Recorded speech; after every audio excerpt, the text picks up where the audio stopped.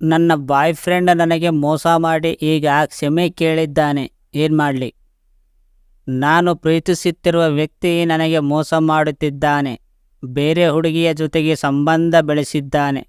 ಆತ ನನ್ನಲ್ಲಿ ಈ ಬಗ್ಗೆ ಕ್ಷಮೆ ಕೋರಿದ್ದರೂ ನನ್ನ ಮನಸ್ಸು ಆತನೊಂದಿಗೆ ಇರಲು ಒಪ್ಪುತ್ತಿಲ್ಲ.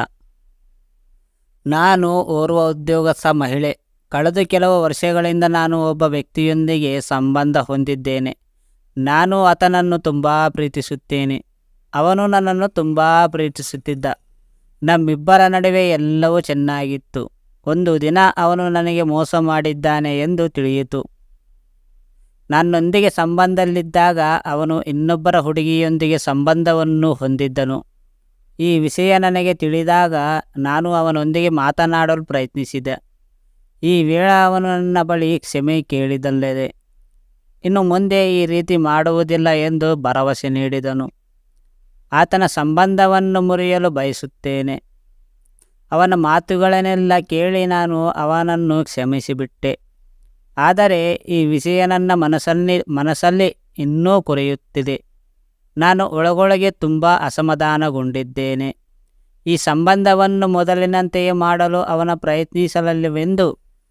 ಆದರೆ ಸಂತಾರವು ನನಗೆ ಅವನೊಂದಿಗೆ ಸಂತೋಷವಿಲ್ಲ. ನಿಜ ಹೇಳಬೇಕೆಂದರೆ ನಾನು ಅವನೊಂದಿಗಿನ ನನ್ನ ಎಲ್ಲ ಸಂಬಂಧಗಳನ್ನು ಮುರಿಯಲು ಬಯಸುತ್ತೇನೆ. ಆದರೆ ಆತನ ವರ್ತನೆಯಿಂದ ನನಗೆ ಸಂಬಂಧವನ್ನು ಮುರಿಯಲು ಕಷ್ಟವಾಗುತ್ತಿದೆ. ಇದರಿಂದ ಹೊರಬರುವುದು ಹೇಗೆ ಎಂದು ನನಗೆ ತಿಳಿದಿಲ್ಲವೇ? ವಂಚನೆಗೊಳಗಾದ ನಂತರ ಆ ವ್ಯಕ್ತಿಯನ್ನು ಮತ್ತೆ ನಂಬುವುದು ಅಷ್ಟು ಸುಲಭವಲ್ಲ ಎಂಬುದನ್ನು ನಾನು ಚೆನ್ನಾಗಿ ಅರ್ಥ ಮಾಡಿಕೊಂಡಿದ್ದೇನೆ. ನಿಮ್ಮ ನಂಬಿಕೆಯ ಮುರಿದು ಹೋದಾಗ ಎಲ್ಲವೂ ಒಂದೇ ಆಗಿರುತ್ತದೆ ಎಂದು ನಿರ್ಲಕ್ಷಿಸಲಾಗುವುದಿಲ್ಲ ಎಂಬುದಕ್ಕೆ ಇದು ಒಂದು ಕಾರಣವಾಗಿದೆ. ಮೋಸಗಾರರು ಸಮಯದೊಂದಿಗೆ ಎಲ್ಲವೂ ಚೆನ್ನಾಗಿರುತ್ತದೆ ಎಂದು ಭಾವಿಸುತ್ತಾರೆ. ಸಮಯ ಕಳೆದಂತೆ ನೀವು ಅವರೊಂದಿಗೆ ಮೊದಲಿನಂತೆಯೇ ವರ್ತಿಸಲು ಪ್ರಾರಂಭಿಸುತ್ತೀರಿ ಎಂದು ನಿಮ್ಮ ಸಂಗಾತಿ ಭಾವಿಸುತ್ತಾರೆ.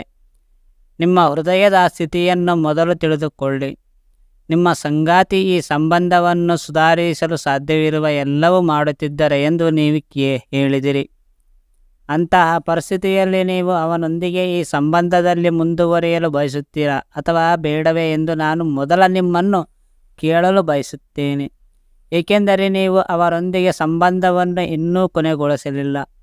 ನೀವು ಅವರನ್ನು ಕ್ಷಮಿಸಲು ಮತ್ತು ಸಂಬಂಧದಲ್ಲಿ ಉಳಿಯಲು ಬಯಸಿದರೆ ನಂತರ ನಿಮ್ಮ ಗೆಳೆಯರನಿಗೆ ಅವಕಾಶ ನೀಡಿ. ಅವರ ಒಂದು ತಪ್ಪು ನಿಮ್ಮನ್ನು ಎಷ್ಟು ನೋಯಿಸಿದೆ ಎಂದು ಅವರಿಗೆ ಅರಿವಾಗುವಂತೆ ಮಾಡಿ. ಅಷ್ಟೇ ಅಲ್ಲ, ನಿಮ್ಮಲ್ಲಿ ಮೊದಲಿನಷ್ಟು ಪ್ರೀತಿ ಉಳಿದಿಲ್ಲ ಎಂದು ಹೇಳಿ. ಈ ಸಂಬಂಧವನ್ನು ಉಳಿಸಿಕೊಳ್ಳಲು ನೀವು ಯೋಚಿಸಬೇಕು. ಅವಕಾಶ ನೀಡುವುದರಲ್ಲಿ ತಪ್ಪಿಲ್ಲ.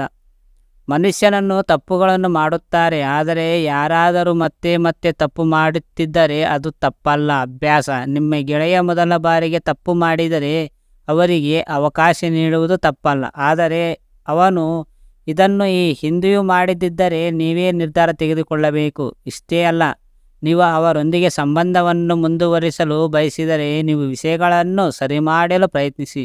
ಆಗ ಮಾತ್ರ ನೀವಿಬ್ಬರು ಮೊದಲಿಗಿಂತ ಹೆಚ್ಚು ಪ್ರೀತಿಯಲ್ಲಿ ಇರಲು ಸಾಧ್ಯ. ಈ ಸ್ಟೋರಿ ನಿಮಗೆ ಅರ್ಥವಾಗಿದ್ದರೆ ಲೈಕ್ ಕಾಮೆಂಟ್ ಮಾಡಿ.